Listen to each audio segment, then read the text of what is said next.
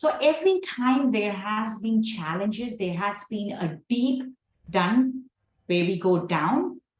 Now, many of us don't have the ability to rise. Absolutely. Right? We fall and we fall really deep.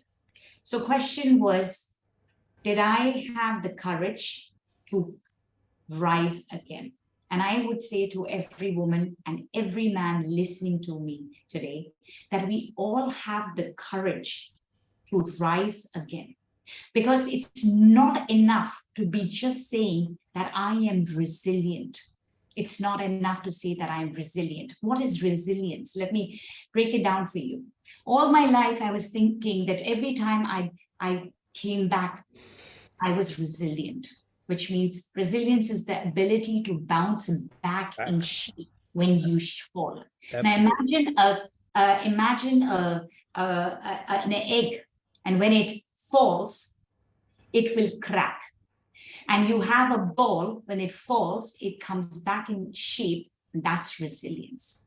What I realized when I read this book recently and explored this concept, which was shared by my mentor and coach, which is about anti-fragile, it's a concept by Nassim Nicholas Taleb in the book Anti-Fragile, Things That Gain from Disorder. Now, in this book, we don't talk about resilience, because when resilience, you bounce back into shape. As an egg, when you fall, you become fragile, brittle, and you break. You want to become anti-fragile because you not only want to bounce back into shape, you want to bounce back and become stronger. So each time there was a fall, I was able to come back stronger because I knew that there has to be more than what I previously did when the downfall happened. Absolutely. And that's where my whole attitude towards goal setting comes in. Having the right positive mindset. Carol Dweck definitely talked about the growth mindset, and we also have the concept of the positive mindset. We have the concept of resilient mindset. And now we have the anti-fragile mindset. Each mindset is basically helping us to see how can we keep expanding, growing, improving, learning from our challenges to be the best version of ourselves. So like to take you back, you a few seconds back said, I wish I could rewind my life and go back. I would just say to that, Charles, you start living the day you realize that that's the day I made it. I had this realization it could have been better. I can't change my past, so let me change it from here and now.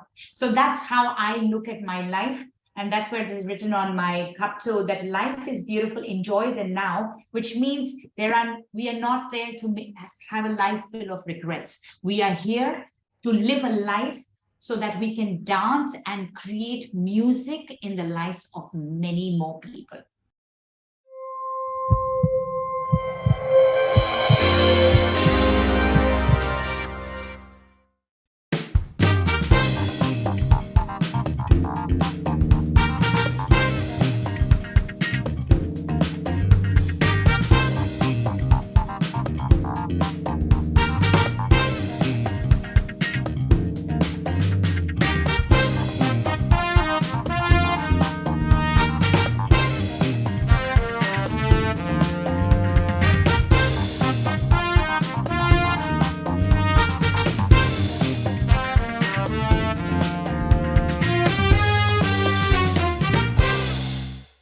Welcome everyone to HEARTtalk, coming to you live from Kota Kinabalu in Sabah in Malaysia. Every Wednesday and Friday we come to you at lunchtime because there is so much to talk about at lunch. And I hope you're comfortable, whichever part of the world you're joining us from, want to welcome you. And if this is the first time you're coming on to HEARTtalk with Dr. Charles Lee, please press the subscribe button. I want to hear those bells ring. I know it's coming to Christmas and I want to hear those jingle bells that you're right there with us and you're subscribing to us. I want to start today's heart-to-heart conversation, which is really about HEARTtalk, where we talk about real life issues concerning health, well-being, and spiritual living. But today I want to start with a quote. A woman with a voice is by definition a strong woman. My dad used to say these words. He used to tell us that. He said, behind every man stands a woman telling him that he's always wrong. And it's interesting that today my guest has got truly global roots. And she's definitely a woman with a voice. She's the founder and the leadership card for emerging leaders. Her students have anointed her with 3 credentials that start with the letter E: educate, enlighten, and empower. She's a communication coach. She's a TEDx speaker. She's author. She's a mind mapper. And I'm sure she's a rapper too. But, she's one lady that you need to meet because she has it all as when she speaks. So please join me to welcome the one and only Kiran Deep Sandhu, who's coming to us live from Kuching in Sarawak. Come in, Kiran. Come join us. Hi, Charles. I love the introduction. There was so much. Thank you so much for having me on this show. Absolute pleasure to be here with you and all our viewers. Listen, this is something interesting going on around us because it's rock and roll time. It's lunchtime. Absolutely. I was enjoying this conversation, the introduction, the vibrancy you created. It was just amazing when you started. Yes, let's get started. Tell me. Let's get started. No, listen, I started off with this coins about you having global roots. And because, you obviously have started from somewhere and you've landed up. And we have something in common, Kiran. We are both on the island of Borneo. Absolutely. That's actually very uncommon to find people here. So, yeah. I know because I sourced you out on LinkedIn. And then I saw this, I heard you on your videos, and I thought, this is one woman of valor I need to meet on stage. And, so thank you for joining us. Thank you for being with us on Heart Talk. And there's much to talk about. But I want to start off by, so just give us an introduction when I say global roots. How did you land up in Kuching, Sarawak? Wow, thank you so much, Charles, for asking that question and saying, well, I say I'm a global citizen. And when I start with that, I'm actually Indian by citizenship. I was born and brought up in Nepal. I studied partly in India. After that, moved off to New Zealand. I met my partner who is from Malaysia. And actually from Sarawak. And when I told other fellow Malaysians that I've met someone from Malaysia, and they said, from where? I said, Miri. They said, Miri. And I said, yeah, what's the problem? And that's like 20 years back. They said, oh my God, they live on trees. And I said, oh my God.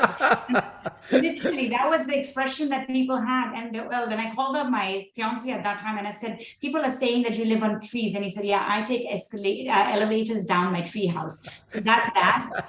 You should have told them that they also use blow pipes, Absolutely. And then taking it forward, studied with Leicester, did my master's also from New Zealand. So yes, I've been all over the place, but roots are back in Nepal, and now Borneo, Kuching has become home to me.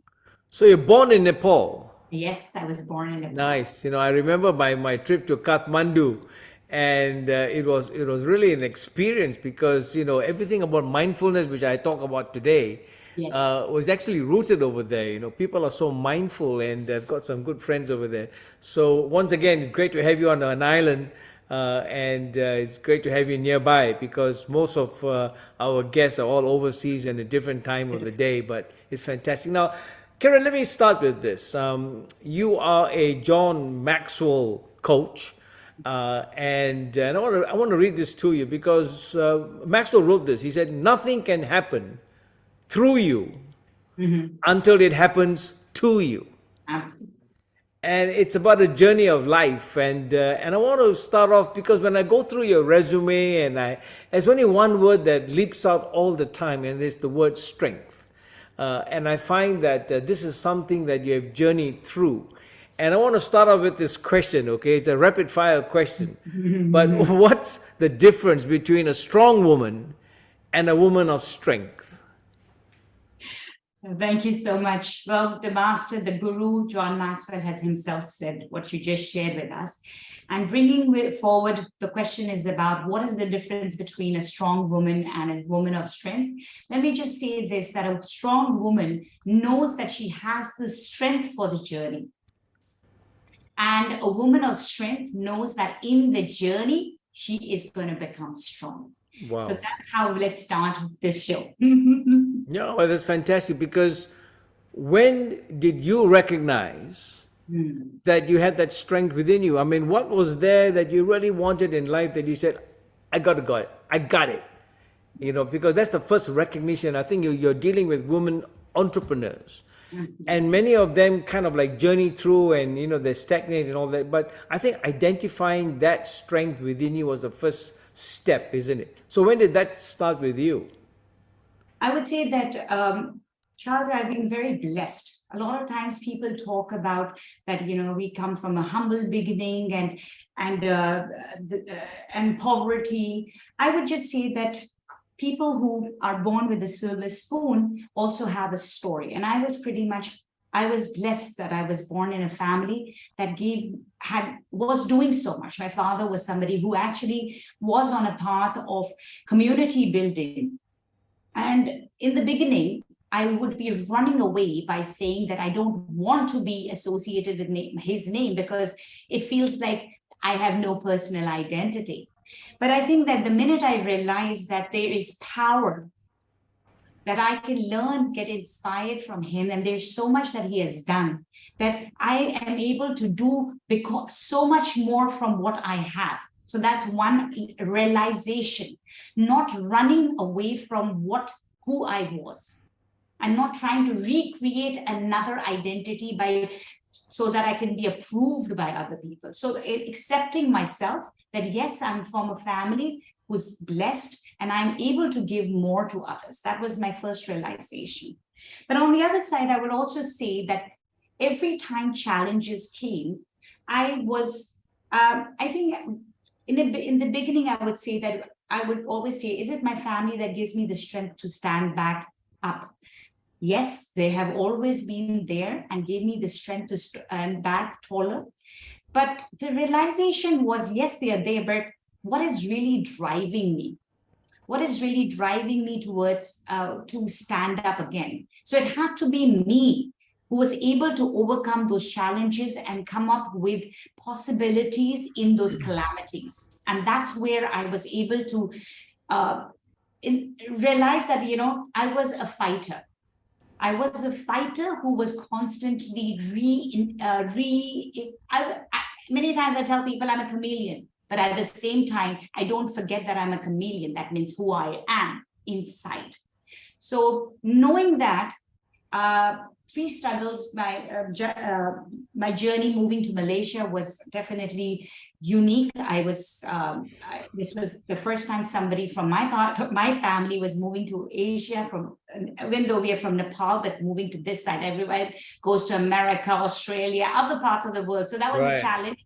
But I stood up and I came here and I said, I'm going to make it work. So that was my mind, which was making sure that, and how immediately, in spite of so many obstacles, I fitted in immediately. And many people say, Kiran, are you Malaysian or is your spouse Malaysian? Because it feels like you are from here. So the ability to, just blend in with the people was something that I think goes way back. And I think that also came from my father. Then my challenges, such as my IVF journey that I went, I was in the deep dumps, but still I knew that I'm not going to let this failure every time not to be able to conceive pull me down. I'm going to explore opportunities. I'm going to find how am I going to overcome these challenges. And I did that. I kept on exploring till I was able to invent my identity as a mother. And then it came to me, I was working with the university and I thought that, okay, I'm the next promotion. And instead I was asked to exit the organization.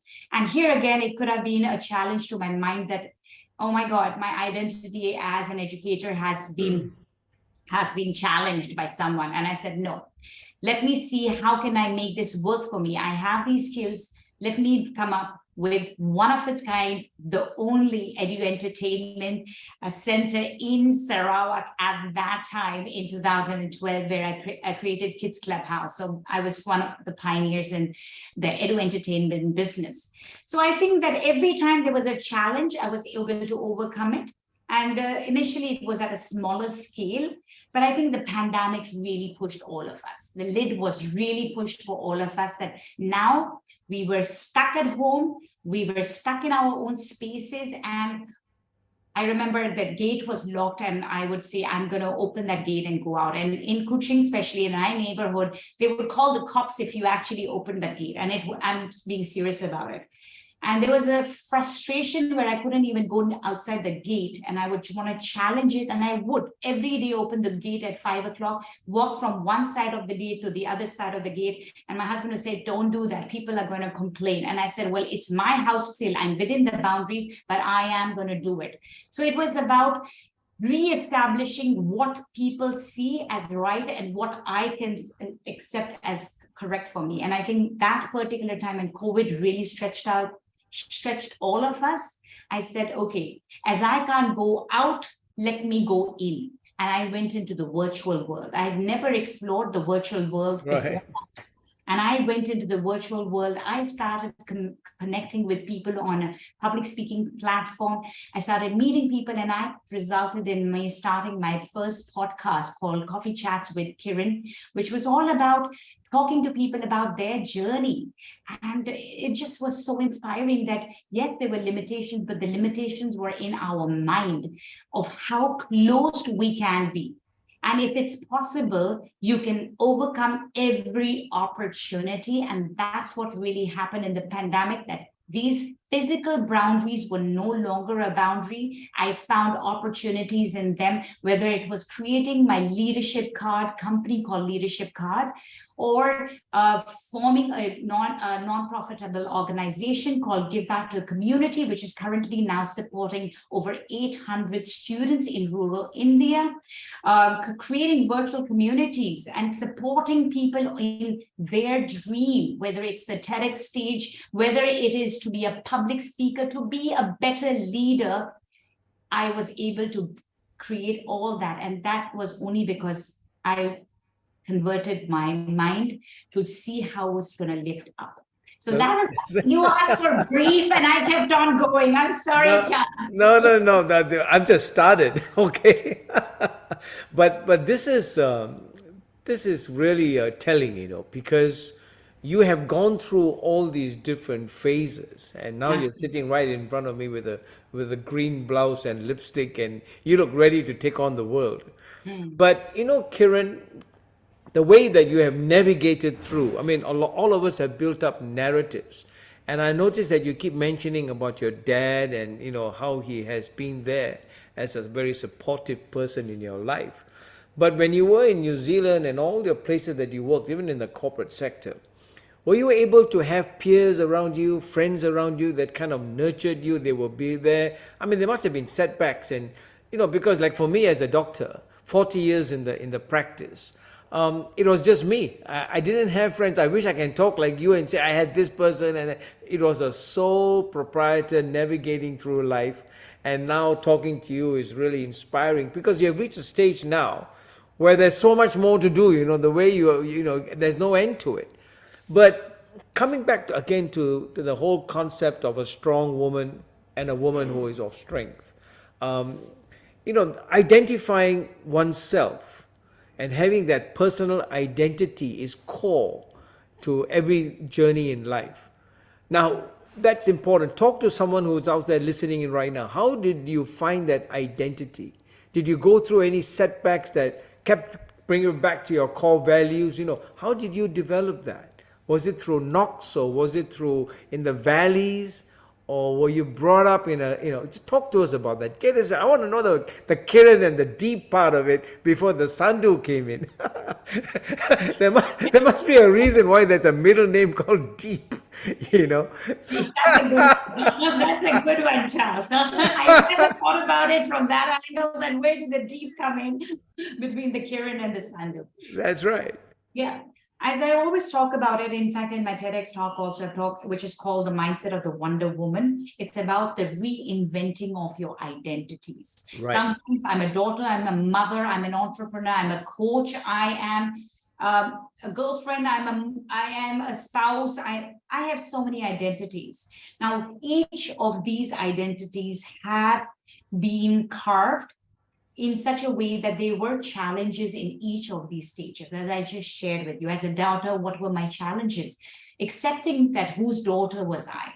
Moving forward as a wife and moving to Malaysia, there was an identity crisis. Will I be able to adjust? It was the crisis and able to navigate through it. As a mother, I went through a journey of not being able to conceive and being questioned, because a woman feels only complete when she has given birth to a child. And that was another challenge that I had to go through and how I overcame it. So I think I closed my business after successfully running it. So every time there has been challenges, there has been a deep done where we go down. Now, many of us don't have the ability to rise. Absolutely. Right? We fall and we fall really deep. So question was, did I have the courage to rise again? And I would say to every woman and every man listening to me today, that we all have the courage to rise again. Because it's not enough to be just saying that I am resilient. It's not enough to say that I'm resilient. What is resilience? Let me break it down for you. All my life, I was thinking that every time I came back, I was resilient, which means resilience is the ability to bounce back in shape when you fall. Absolutely. Now imagine an egg, and when it falls, it will crack. And you have a ball, when it falls, it comes back in shape, and that's resilience. What I realized when I read this book recently and explored this concept, which was shared by my mentor and coach, which is about anti-fragile, which it's a concept by Nassim Nicholas Taleb in the book Anti-Fragile, Things That Gain from Disorder. Now, in this book, we don't talk about resilience, because when resilience, you bounce back into shape. As an egg, when you fall, you become fragile, brittle, and you break. You want to become anti-fragile because you not only want to bounce back into shape, you want to bounce back and become stronger. So each time there was a fall, I was able to come back stronger because I knew that there has to be more than what I previously did when the downfall happened. Absolutely. And that's where my whole attitude towards goal setting comes in. Powerful. I mean, this is, you've taken the chapter of the book, which is so much about neuroplasticity, where the ability to change, the mind can change the brain. I've just been exposed to mindfulness and manifestation over the last 2 years. Absolutely. All of us. The pandemic was when we all really became more mindful. We were there. Yeah. Absolutely. Yeah. And I had no idea that the brain that, it's what's in between these 2 years that can really change the whole wiring system. And, and I'm just wondering where the hell was the electrician all these years, and That I'm going to just add on to that, just like you, Charles, many times, in fact, for a very long time in my career, which all of us go through, you will start feeling I'm a hamster on a roll. Correct. It's just on a wheel. You are just in maintenance mode. You're constantly doing the same thing. And that's where one of the concepts from mind mapping comes, which is called CRM, which is called creativity, maintenance, and reflection. I'm going to take you there. Absolutely. I'm going to take you there. Yeah. So it's all about, are you going to be a hamster on a roll by doing what we all have been doing for many years, as being doing what we have always done? But there is so much more if you reflect and expose your creativity, and that's where your superpowers lie, actually. Fantastic. I mean, this is telling for those who are listening in. Let's just talk about some of the setbacks. I mean, how did you handle setbacks? Because to become strong, you mentioned a few just now about setbacks and all that, but give us one or two incidences where they were really hard knocks. And was it spiritual strength that you turned to? Was it an emotional strength that you turned to? I mean, how did you handle those setbacks? Because I find that today we are living in a world where so much of disruption, there's so much of confusion. It's a messy world we're in. And a lot is being invested, and I'm going to come to that now about investment in yourself. But talk to us about some of the setbacks. You mentioned a few. Yeah, but I'm going to take you to one that I haven't yet mentioned in detail. Yeah. One of there have been many setbacks, but one which actually shook me quite deeply was actually my entrepreneurial journey. I started off with one of its kind, the first Edu Entertainment Center. It was a very successful business, and we were able to serve the community and bring smiles to many for over 8 years. And then before COVID, when things had started slowing down, I had to end up closing the business. And when I say closing the business, whether it was, there were factors beyond my control, I will say at this point that I was not able to forecast what was happening. Was it the footfall? But I lost a lot of money. Now, that was more than the fact that I had lost a lot of money, which was already a big setback. It resulted in me creating this.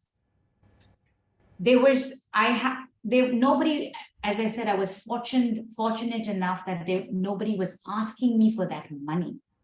I didn't have people running behind me asking me for that money. But internally, I felt guilty that I had lost so much money of others, people who had believed in me. And I was not able to deliver on something that they trusted me upon. Right. And that really bogged me down for some time. And it took me some time to overcome it. And in fact, that created something what I would say repulse against money, in the sense that I did not want to invest any more money into a business. And that was the actual reason that when I started in the pandemic, my coaching business, it was zero investment because it was being done on virtual platforms where I could serve the community without investing money into the business, because there was so much baggage that I had from past.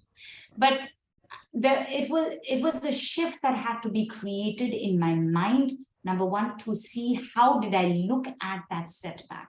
Right. Initially, I was definitely looking at it as a failure. And now those failures from my leadership, my entrepreneur journey have become my leadership lessons, which I share with my community.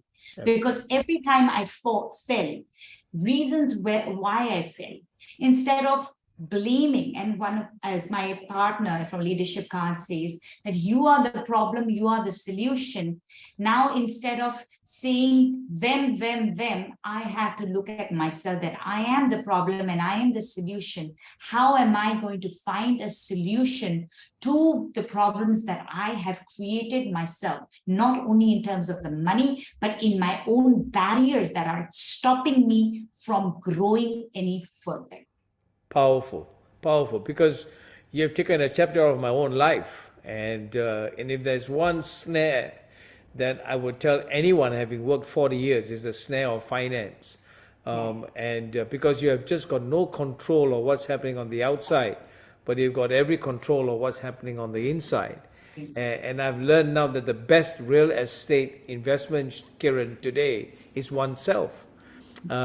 Because you can either make it or break it, you can hold it or let it go. So when we talk about investment, let's go on to what most effective people do differently. And I think one of the most core issues here is, as you rightly said, is investment in oneself, because you seem to be scaling up. You've been upskilling yourself. You've been just moving up and up and up. And that's the beauty of life. You know, that's the magic that brings it in you, that there's so much inside. You know, when you look into LinkedIn, everybody seems to be off track, and there are people trying to get them back on track. Unleash the dragon within, the giant within, the sage within, like as if there's a whole zoo inside waiting to come out, you know.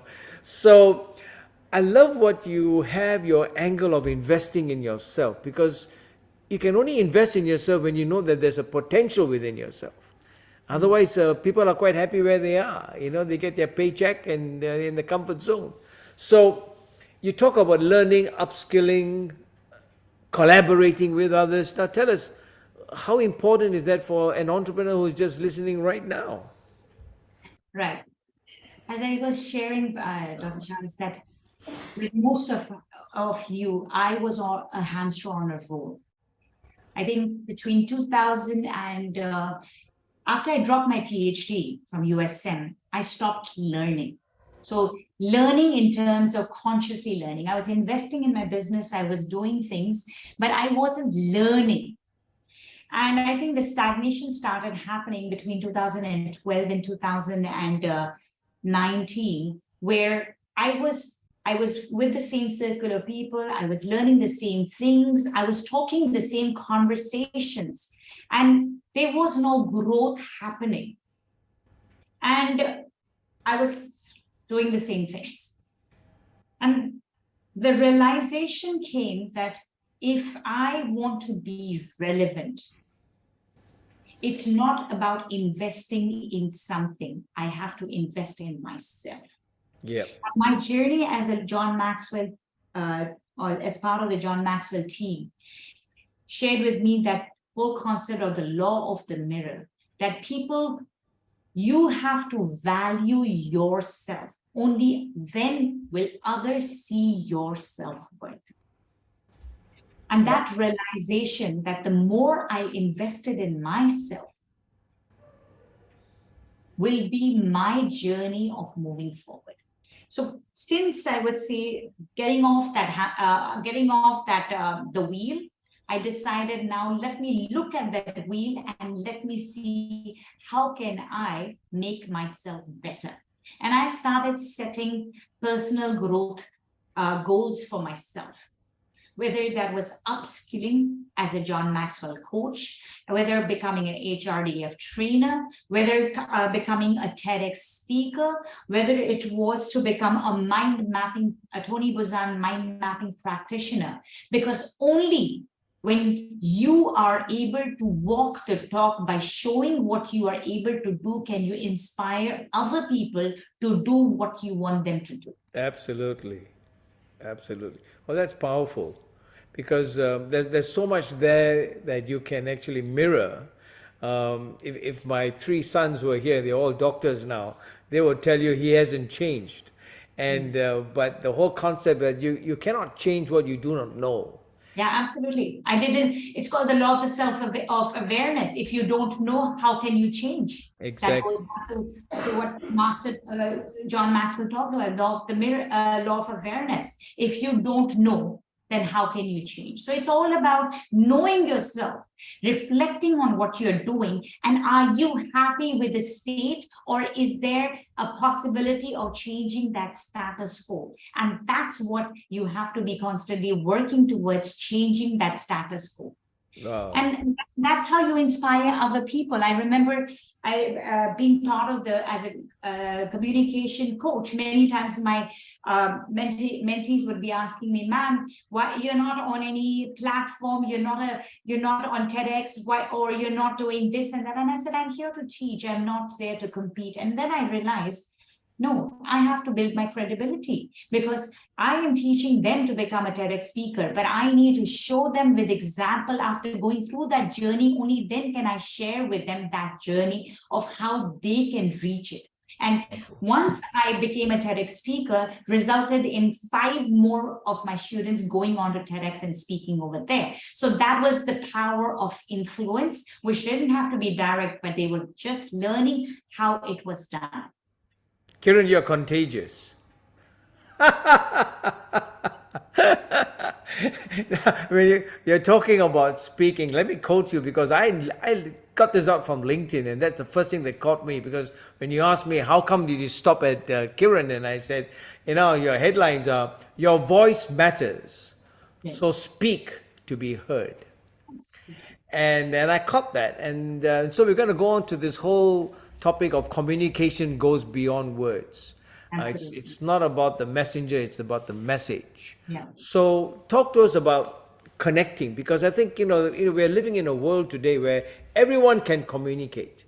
It's a world of digitalization. I just get the phone. In fact, if you look at people going out for dinners, they're all with their handphone and they're not talking to one another. And so we are using instruments to communicate, but we just can't connect. And we have just finished an election in this country, and leaders have been elected, but we're just still wondering who are the ones who really connected to be trusted. So how important is this whole philosophy of connecting within the art of communication? I mean, because I can sit and talk for hours to come, but if I'm not connecting, you're hitting against the wall. And sometimes people, their lives are so loud you can't hear them. So let's go into this whole topic of connecting. I mean, I hear you, I feel you. I'm going to backtrack it a little bit, Charles. Number one, as a leadership coach, I'm going to first start with what is leadership. And leadership, as our mentor John Maxwell says, that leadership is nothing, is influence, nothing more, nothing less. Now, how are you able to influence others? And you're only able to influence others when you're able to connect with people. Right. And how do you connect with people? Well, first of all, people need to know that can they trust you? Do you care about them, and can you help them? Because nobody cares how much you know until they know how much you care. Powerful.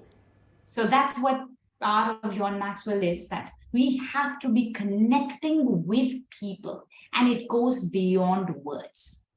Now, when I talk about going beyond words, it's not, people don't remember what you have said to them, but they will remember how you made them feel. Yeah, that's Maya Angelou. That's her famous words, isn't it? It's about the feeling at the end of the story. Absolutely. If I remember that as a child, which teacher in school hurt me or made me feel bad, I don't remember the words, but I remember how they made me feel, that impact is still there. Or if I did something good, that person, how they made me feel is more important than the words that they said. So it's so important to be connecting with people by making them feel like you give them a number 10. Now, the feeling part is very important because, as what Professor Marabian has said in his research in the 1960s, where 93% of our communication is through our body language and our tonality. And only 7% is through the actual words. It's not that the words don't count, but how you say them and how you act them out, your gestures, your postures, your tonality is creating that impact, that visual in the mind of that listener of what they want to take away from that conversation. No, that's powerful. I mean, we're listening to you and, getting to the whole philosophy of connecting and communication. I just wish I could relive the life and go back to that square one, because, there's so much. When I think of your own family, even of your own children, I just wish that I was able to connect with them on a different level and a different scale and at a deeper level. Because as you rightly pointed out, Prof. Marabian, from UCLA, and I've got it here, 55% is what others see. And so to be a good communicator, if I'm not being able to be perceived as someone who's speaking heart to heart, and even in HEARTtalk, you've lost your audience. And I think this is why there's so much to learn from you. And I want to congratulate for you. But I want to just move on to, the father, the one who wrote the books on connectors. The great connector himself was Howard Hendricks. And I've got here this T philosophy, TEA, and I want your thoughts about it. Where he goes on to say T is for thought, that's something we know. E is emotion, which is something we feel. And A is action, which is something we do. So in short, it's the T philosophy. And I think this is important for people to have credibilities in it, to even think that this person can be trusted, And this is what we're going through right now in this country, credibility, connection, passion. This is important from mindset point of view, right, Kiran? Having the right positive mindset. Having the right positive mindset. Carol Dweck definitely talked about the growth mindset, and we also have the concept of the positive mindset. We have the concept of resilient mindset. Now we have the anti-fragile mindset. Each mindset is basically helping us to see how can we keep expanding, growing, improving, learning from our challenges to be the best version of ourselves. So to take you back, you a few seconds back said, I wish I could rewind my life and go back. I would just say to that, Charles, you start living the day you realize that that's the day I made it. I had this realization it could have been better. I can't change my past, so let me change it from here and now. So that's how I look at my life. And that's where it is written on my cup too, that life is beautiful, enjoy the now, which means we are not there to have a life full of regrets. We are here to live a life so that we can dance and create music in the lives of many more people. Powerful. This is the space that Viktor Frankl talked about, that between a stimulus and a response is that space. And our choice in life is making that space come alive. And, a lot of what we have talked about today, and in the remaining 5-10 minutes left, there's so much that is important as leaders, as communicators, as connectors. It's about focusing on others, isn't it? The moment you start focusing on others, there is a flow out. In fact, we are starting a program here called MindFLOW, and not mindset, because your mind cannot be set in one particular place. You got to flow with the flow. I can feel Kuching right here in my clinic right now. Exactly. I can feel you right here in Kuching. It's flowing. The energy is flowing. It's contagious. It doesn't matter where we are. We are here in this moment. Absolutely. So how is this giving in your life now on a community side? You're in a project right now, right? So talk to us about that very briefly. Okay, so how do you connect? So number one, obviously connect with people beyond words. So make them feel like you actually care about them. And the other part will be to when it goes back to focus on others, because it's not about you, it's about them, right? So to be able to inspire others, you need to be invested in them. And this all goes back to how do we connect with people? I was very fortunate that in the pandemic, I got the opportunity to serve a community. And in that community, I met one of my students. His name is Soumitra Dubey, and he's quadriplegic.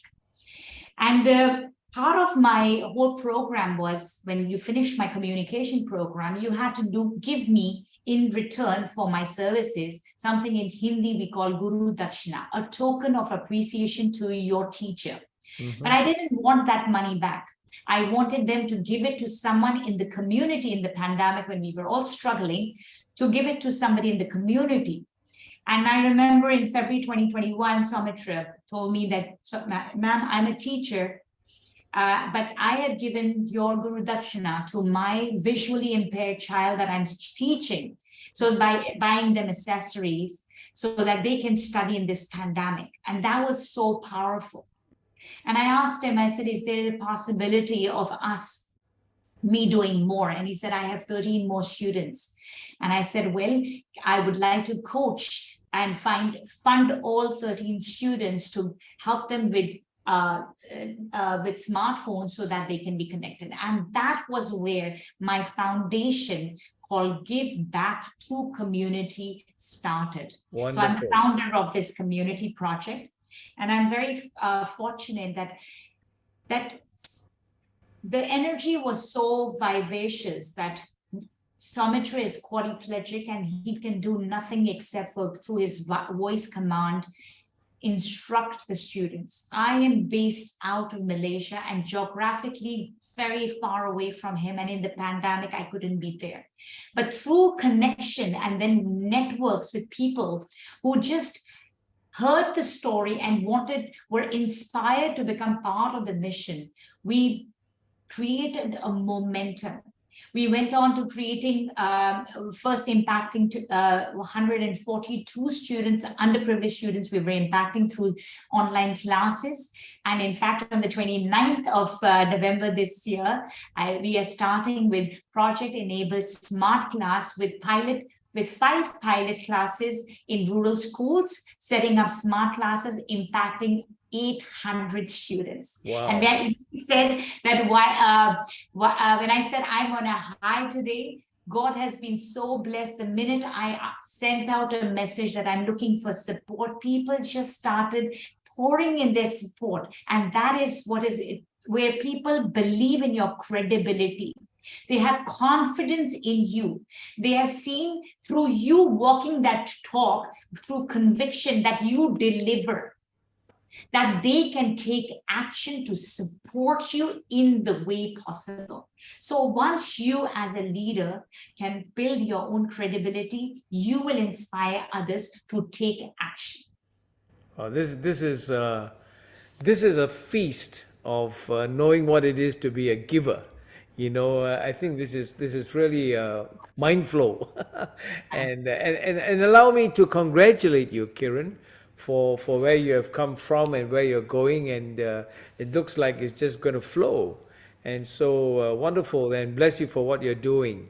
And it reminds me of Larry Kaufman, who is one of the great connectors in LinkedIn. He wrote the book, The NCG Factor, where you talk about networking, connecting, and giving.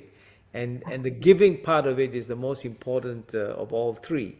So I want to thank you for that. And so on that note, I mean, you know, we have covered just a tiny bit of who you are. And I just want to continue at some stage. Maybe we'll have you back again and go into the deep part of it, and where the roots of the deep part between the Kiran and the Sandhu come in, and know more about you. But once again, you've been such a wonderful guest on our show. Thank you, Kiran. Now, I'm not going to let you go off very easily. I'm going to do what's called, before I do this, how can people connect with you if they want to support your community project? Okay, so I can share a link with you, which is it's through GoFund. You can actually support us, and I can share a link which you can put into the description.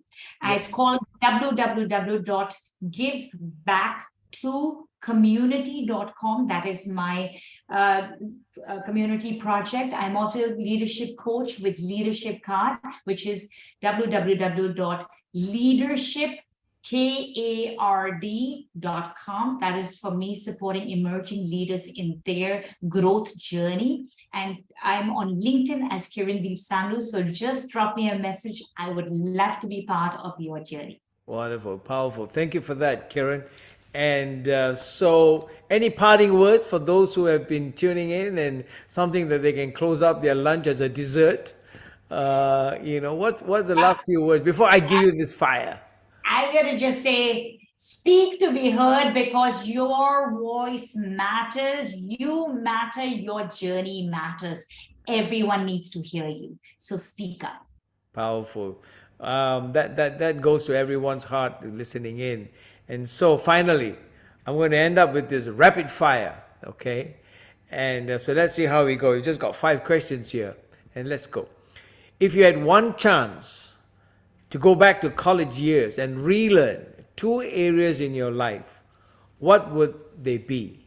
Choice: write properly, speak clearly, communicate effectively, or connect authentically? Choose two.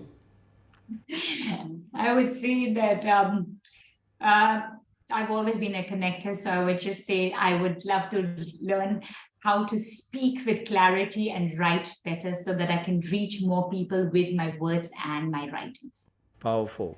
Number two, the number one criteria for advancement and promotion for professionals is the ability to communicate effectively. Agreed? Absolutely.